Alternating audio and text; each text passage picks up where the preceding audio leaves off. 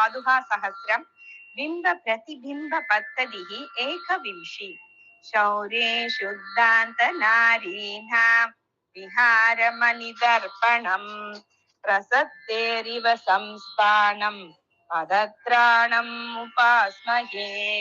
शौर्ये शुद्धांत नारीणां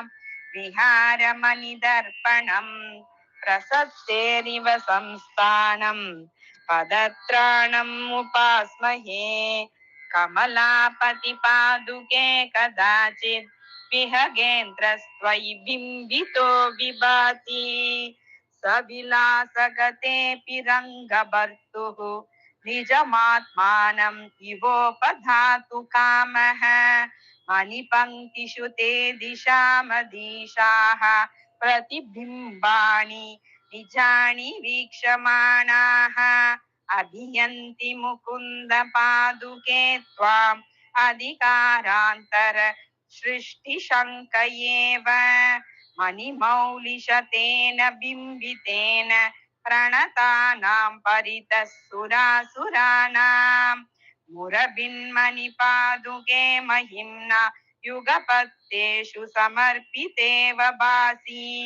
उपनीतम् उपायनं सुरेन्द्रैः प्रतिबिम्बच्चलतस्त्वयि प्रविष्टम् स्वयमेव किल प्रसादभूम्ना प्रतिगृह्णासि मुकुन्द पादुके त्वम् रङ्गेश्वरस्य नवपल्लवलोभनीयौ पादौ पकतन्नु कटिना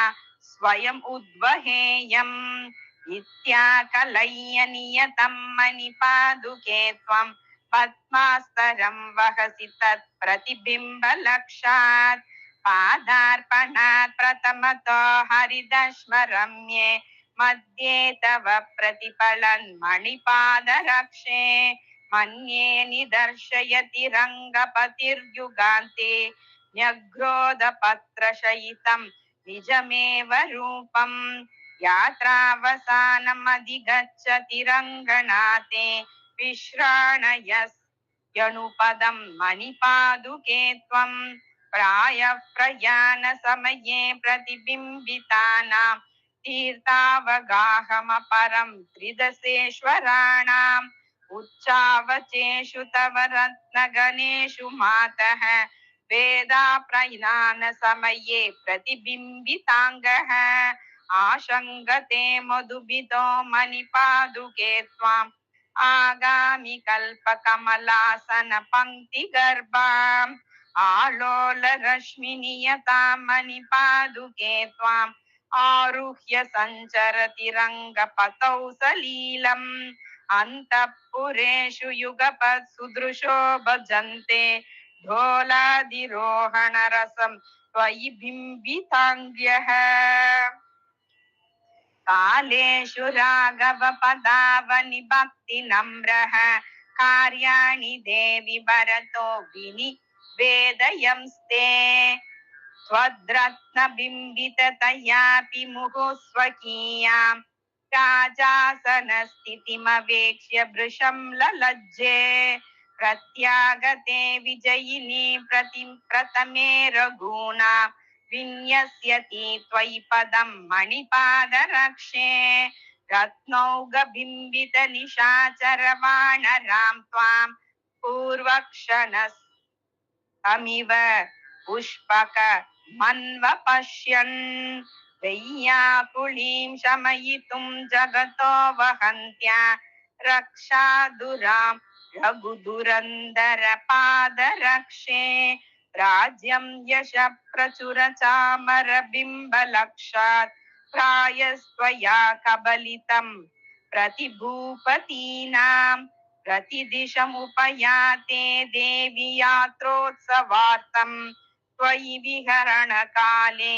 बिम्बिते जीवलोके वहसि मणिगणैस्त्वं पादुके रङ्गभर्तुः कबलित सकलार्तां काञ्चिद्धन्याम् अवस्थां भगवति गरुडस्ते वाहनस्ता सुरेन्द्राः त्वयि विनिहितपादे भूमिमेवाश्रयन्ति तदपि चरणरक्षे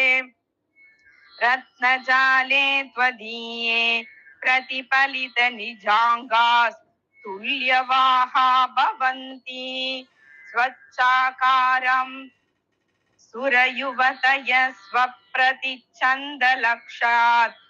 गाहन्ते त्वां प्रणति समये पादुके साभिमानाः स्त्रीरत्नानां परिभवविधौ सृष्टिमात्रेण दक्षां नीचैकर्तुम् नरसकमुनेर् ऊर्वशीम् ऊर्जुजाताम् स्वेच्छाकैली प्रियसहचरीं स्वच्छरत्नाभिरामां स्थाने स्थाने निहितचरणौ निर्विशन् रङ्गनाथः संसारान्ते सह कमलया शेषशय्याधिरूढः त्यक्त्वापि त्वां त्यजति न पुनः स्वप्रतिच्छन्दलक्षात् त्वामेवैकाम् अधिगतवत केलिसंसारकाले पार्श्वे स्थित्वा विनिहितदृशो पादुके नन्यलक्ष्यम् त्वद्रत्नेषु प्रतिफलितयोर्नित्यलक्ष्यप्रसादा पद्मा भूम्योर्दिशति भवति पादसेवां मुरारेः एकाम्येक किल निरविशत् पादुके द्वारकायां क्रीडायोगी कृतबहुतनु षोडशस्त्रीसहस्रे शुद्धे देवी त्वदुपनिहिते बिम्बितो रत्नजाले